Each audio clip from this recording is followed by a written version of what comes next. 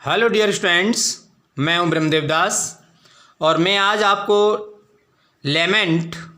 Element जो पर्सी Y शैली PB Shelley का जो पोइम है, बड़ा पेसिमिस्टिक पोइम है, उसका सेंट्रल आइडिया आज मैं आपसे डिस्कस करता हूं।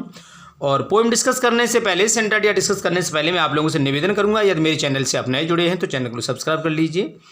देखिएगा, ये जो पोइट हैं, मैं समझता हूँ सबसे ज़्यादा पेसिमिस्टिक लाइफ थी इनकी होल लाइफ डिजेक्शन से भरी हुई थी। और इनकी जो डिजेक्शन है वो या तो कह दीजिए इनके पास सिकनेस की वजह से, इलनेस की वजह से आई थी, या फिर उन्होंने जो सेकंड मैरिज कर ली थी उसके बाद की जो लाइफ थी वो इनकी डिजेक्शन की थी। और इटली में जब चले जाते हैं तो इस प्रकार की लेमेंट जैसी पोएम भी बहुत ज़्यादा डिजेक्शन से भरी हुई कविता इन्होंने लिखी थी। इससे पहले जो एक कविता इन्होंने पोएम जो लिखी थी, जो पहले 12th के सिलेबस में चलती थी, वो भी डिजेक्शन से भरी हुई थी। और वो थी जो है, केवल उन्होंने अपने आप को वही साबित किया था डिजेक्शन के, वो उनका लाइफ जो जीवन उनका जो है लाइफ है डिजेक्शन से भरा हुआ है। चलिए आपको मैं सेंट्रल आइडिया डिस्कस करता हूँ। वैसे मैं जब पोइम पढ़ाई है मैंने तो उसमें डिस्कस कर चुका हूँ मैं। The poem is a short music of his personal life. ये कविता उसके व्यक्तिगत जीवन का एक छोटा सा गीत है। It has deep detection of poets life. इसमें यह कविता पोइट के जीवन की निराशा, गंभीर निराशा व्यक्त करती है या रखती है। ही सेज, वो कहता है, that the days and dreams have gone for ever.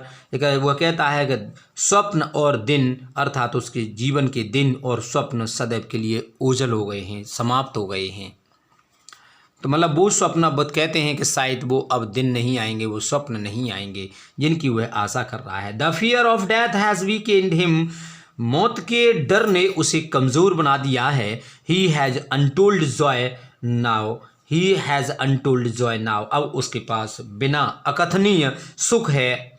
As he had enjoyed in his young age. जैसा कि उसने अपने जीवन में युवावस्था में जो सुख भोगा था, वैसा अब उसके पास अकथनीय जॉय रहा है।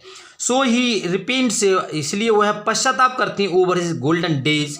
इसलिए वह अपने स्वर्णिम दिनों का, अर्थात स्वर्णिम जो दिन थे, अर्थात उनकी जवानी के जो दिन थे, उनका पश्चाताप करते हैं कि मेरे जीवन कितना अच्छा था लेकिन अब बहुत बेकार हो गया है। That will never return again, जो शायद अब कभी लौटेगा नहीं। कहता है no more, never more, no more, मतलब कभी नहीं लौटेगा, कभी नहीं लौटेगा। He will never, that will never return again, वह पुनः नहीं लौटेगा। ही फील्स ओनली ग्रीफ, केवल वह दुख महसूस करता है। ही थिंक्स, पीवी शैली सोचते हैं, that the pleasure and leisure will never help him now. अगर सुख और फुर्सत के क्षण will never help him now, अब कभी उसकी सहायता नहीं करेंगे।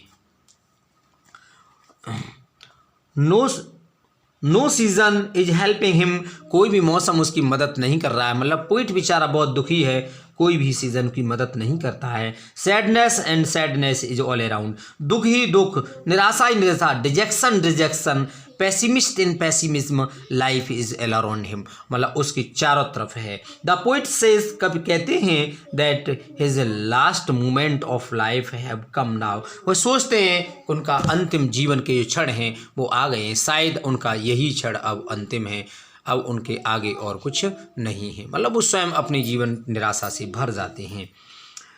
ही will not live alive no more and never more. अब वो कहते हैं अब शायद वह जिंदा नहीं बनेंगे, नहीं बचेंगे, और शायद आगे और बिल्कुल नहीं बचेंगे, अर्थात वो जिंदा अब बिल्कुल नहीं रहेंगे, अब वो जीवित नहीं रह पाएंगे। ऐसा उनका कथन है, ऐसा उनका चिंतन है, और इसीलिए वो निराशा व्यक्त करते हैं। तो आज के लिए ये सेंट्रल आइडिया रहा, बहुत इंपॉर्टेंट आपके रहने वाला है एग्जाम में। ये पेसिमिस्टिक पोइम है और बहुत ही रोमांटिक एज की पोइम है, और रोमांटिक एज के ये पोइट हैं, और बहुत ही बेहतरीन सेंट्रल आइडिया है ये। तो इसे आप तैयार कर लेंगे, इसी प्रकार से आप लिखेंगे। Thank you, have a nice day.